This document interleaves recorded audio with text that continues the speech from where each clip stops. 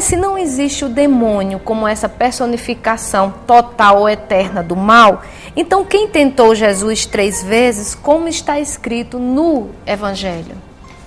Jesus sempre fez referência aos espíritos que, segundo ele, eram individualidades. Quando nós vemos, por exemplo, aquela referência dele do conjunto de espíritos, que ele diz, quem tu és? Ele diz, não sou um, sou muitos, chamo-me legião. E Jesus compreende naquele momento e explicita para a gente que se tratava de um conjunto de espíritos.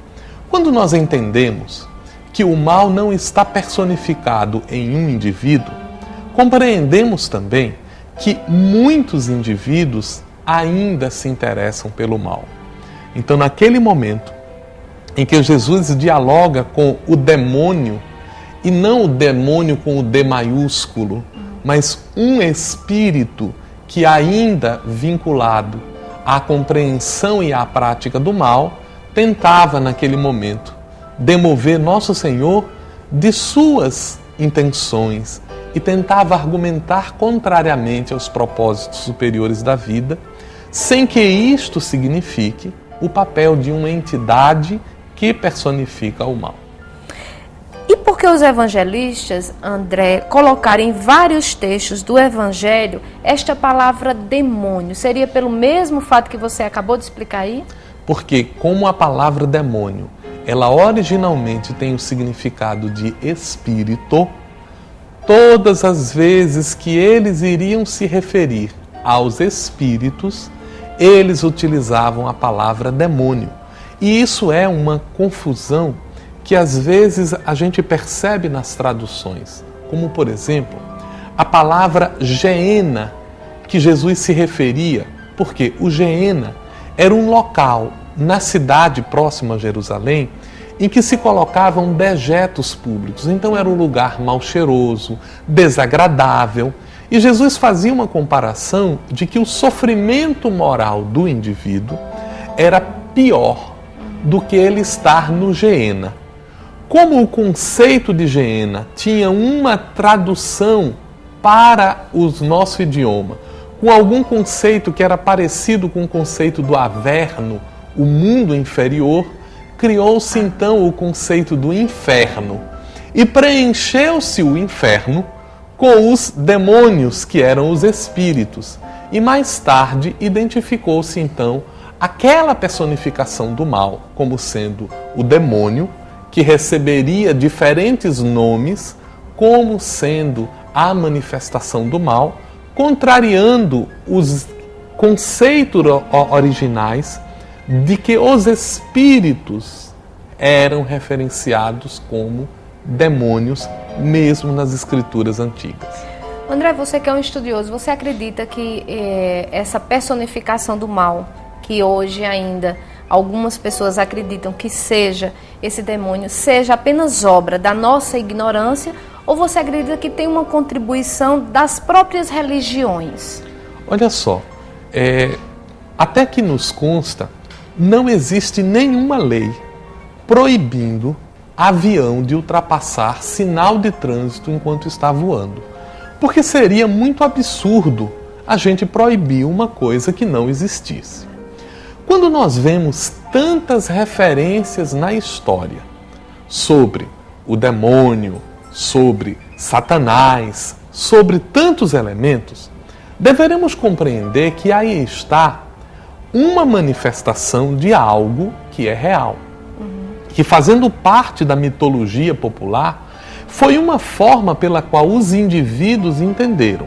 É importante sabermos que o conceito de espíritos maus não é um conceito exclusivo da doutrina judaico-cristã, mas que muitas doutrinas, muitos pensamentos de natureza religiosa ou mítica também trazem essa figura. E isto por quê?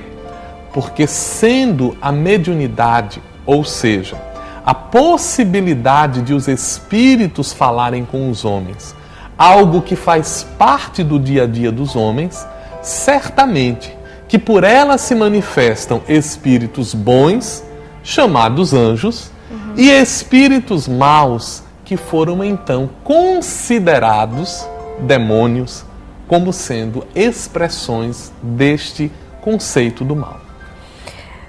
André, por que o povo liga o nome demônio com feitiçaria?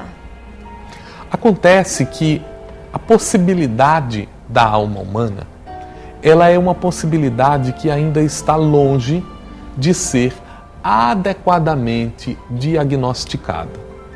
Uma das principais contribuições para o pensamento científico da nossa era aconteceu nos trabalhos de Sigmund Freud.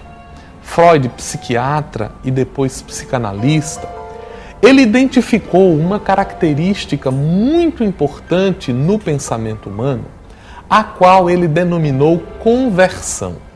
A conversão é a possibilidade que o indivíduo possui de transformar uma ideia num problema físico e vice-versa.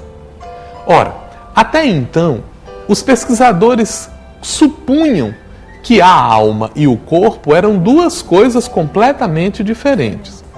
Freud observou que problemas que eram para ser problemas apenas de natureza psicológica refletiam-se no corpo. E isto inaugurou uma série de pensamentos sobre como é que os elementos mentais interferem no corpo. Ora, a feitiçaria, as magias, são originalmente decorrentes das práticas pelas quais o homem tenta influenciar a natureza e que se estenderam graças à interferência dos fenômenos mediúnicos, como sendo as ideias de que os homens são capazes de evocar os espíritos para atuarem sobre as pessoas. Mas é importante que se diga também que, como na vida não só existem espíritos maus, também os bons atuam e nos socorrem. E que, portanto, o conceito de feitiçaria, ele deve apenas ser compreendido, não temido, como muitas vezes a gente vê, porque se há espíritos que fazem o mal, há aqueles que nos protegem. Muito bem, gente. E para dica de livro, rapidinho aqui, Estranho Segredo, que é o mais novo lançamento do escritor Assis Azevedo, ditado pelo espírito João Maria. Se você quiser conhecer e querer saber,